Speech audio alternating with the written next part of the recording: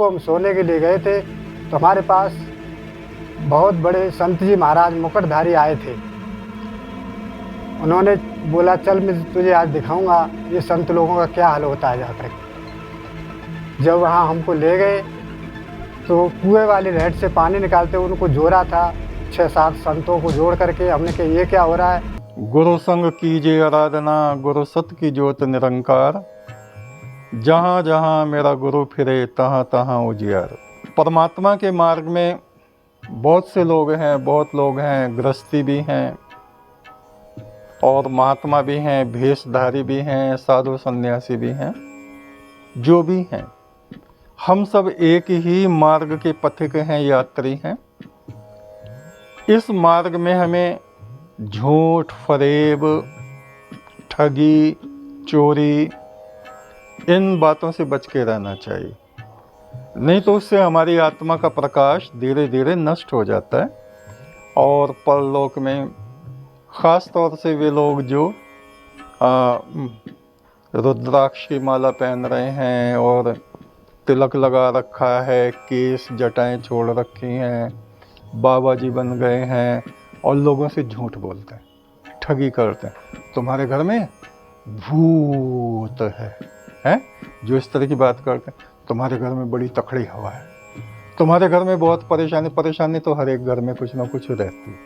लेकिन वे लोग क्या करते हैं, वे ठगी करते हैं कि तुम्हारे ऊत पितर बिगड़ रहे हैं, अनजी बाबा जी कैसे ठीक होंगे, अन बस कुछ ज़्यादा नहीं 70,000 का खर्चा है और वहाँ हरिद्वार चंडी पे जाके मैं यज्ञ करूँगा अमावस्या में और सब ठीक हो जाएगा, लाओ 70,000 दे दो। वो ले गए और बस यज्ञ हो गया। यज्ञ वज्ञ कुछ नहीं, मतलब एक उनका ये तरीका बन जाता है। तो हमारे साथ हैं जिन्होंने परलोक में ऐसे साधुओं की गति देखी कि उनका होता क्या है। आप अपना नाम बताइए। मेरा नाम शिवराज सिंह है, डिस्ट्रिक्ट एटा का रहने वाला हूँ। मेरे गांव के पास में महादेव जी का मंदिर है। मैं सोमवार के दिन वहाँ गया, संत लोग बहुत बैठे थे, पूजा पाठ भी कर रहे थे, कुछ चिलम तम्बाकू पी रहे थे।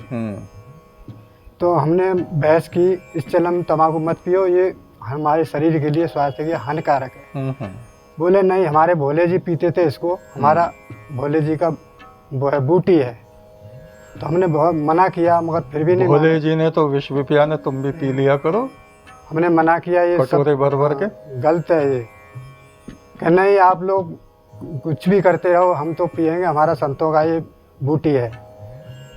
तो काफ़ी बहस किया, भजन पाठ करके जब हमने प्रभु का वचन स्मृति की, प्रार्थना करी, तो हमने कहा हे प्रभु ये अच्छी बात है, सच है या झूठ है। प्रार्थना पड़ी तो ईश्वर हमारे साथ है, सदा सफलता रही हमारे, सदा हाथ में उसके हाथ है, हमारे ईश्वर के साथ में हमारा साथ है। तो हम प्रार्थना बहुत देर से पढ़ते रहे। जब शाम को हम सोने के लिए गए थे तो हमारे पास बहुत बड़े संत जी महाराज मुकुटधारी आए थे। उन्होंने बोला चल मैं तुझे आज दिखाऊंगा ये संत लोगों का क्या हाल होता है जाकर के। जब वहाँ हमको ले गए तो कुएं वाली नहर से पानी निकालते उनको जोड़ा था 6-7 संतों को जोड़ करके। हमने कहा ये क्या हो रहा है कि जो वही संत है जो भजन पाठ करते हैं और झूठ फरेब की माला पकते हैं और चिलम तम्बाकू पीते हैं और बैल बना करके उनको हाँक रहे थे, बैल की जगह रहट हाँक रहे थे और शंख भी फूंक रहे थे। बोले देख ले संत फूंक रहे, वही संत हैं।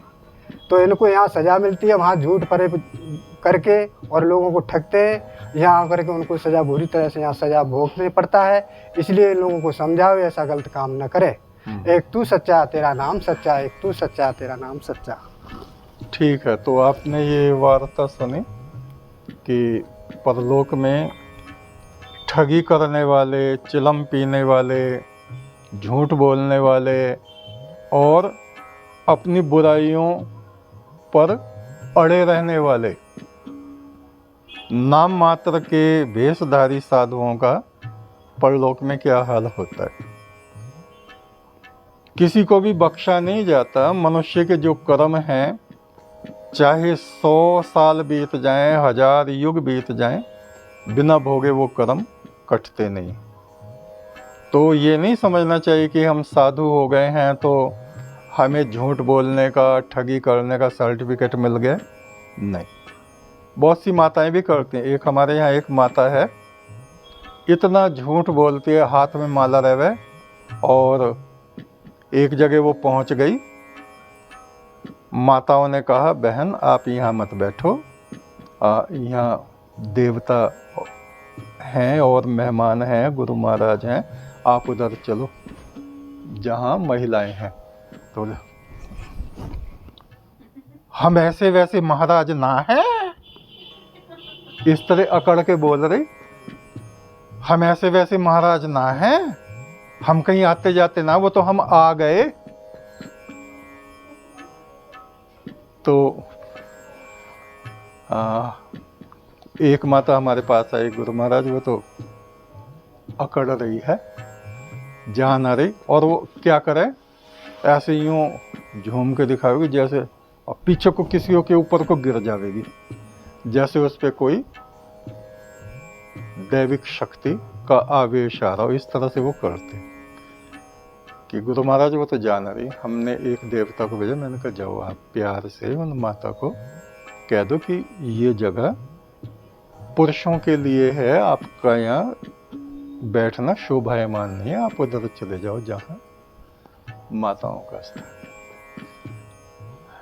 तो बहुत सी महिलाएं भी ऐसी हैं, और ये सोचते हैं सफ़ेद कपड़े उन्होंने पहन लिए, हमारी जानकारी में हैं, और किसी का मोबाइल चुरा लेंगी और माला हाथ में, और ये दिखाएंगे हम तो बड़ी साध्वी हैं और हमने गुरु महाराज की बहुत सेवा करी। अरे तुम क्या करोगी, मेरे यहाँ तो गुरु महाराज 11 साल रहे। झूठ देखो झूठ। एक माता कह रही तुम क्या सेवा करोगी, तुम क्या जानो, गुरु महाराज मेरे घर में 11 साल रहे, मैंने करी सेवा, तुम्हें क्या पता गुरु की कैसी सेवा हो, और मैं एक दिन भी नहीं गया उनके। ऐसे कुफर तोड़ें, मतलब झूठ, इतना झूठ जिसका कोई मतलब कहीं ना कहीं आधार तो हो। तो ये माताएं हैं। हाँ, सफ़ेद झूठ और उस पर जरा सा टिकारा काला। हाँ, आमने सामने वो सोचे ना गुरु महाराज किससे पूछने जा रहे हैं। तो अभी हमारे समंदर देवता हैं, उनको दिखाया यमराज जी ने।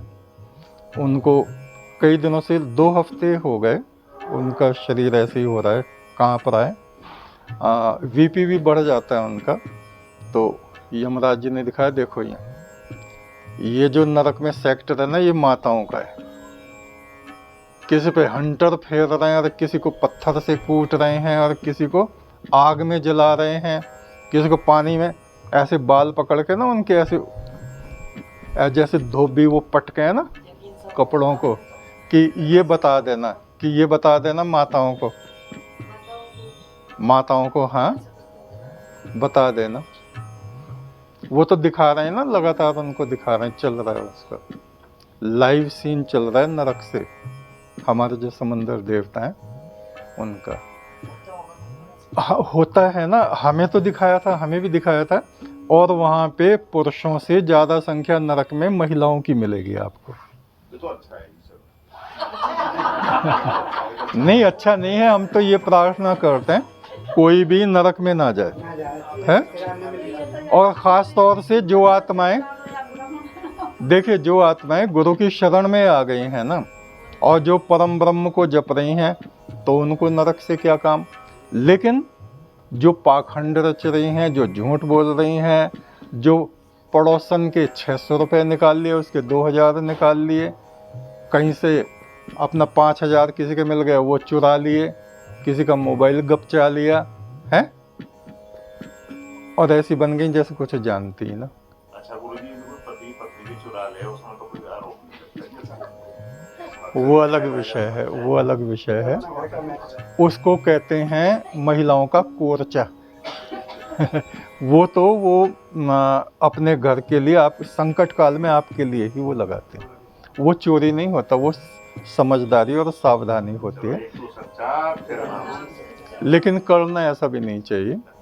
हाँ, चोरी तो चोरी होती है। तो ये हमने आपको बताया कि नरक में पुरुषों से ज़्यादा संख्या महिलाओं की होती है, क्योंकि महिलाएं झूठ बोलने में परफेक्ट, दूसरों की चुगलखोरी में परफेक्ट, चोरी करने में परफेक्ट, मतलब ज़्यादातर आपको नहीं कह रहे, आप ऐसी नहीं हैं, लेकिन अधिकांश ऐसा देखने में आता है।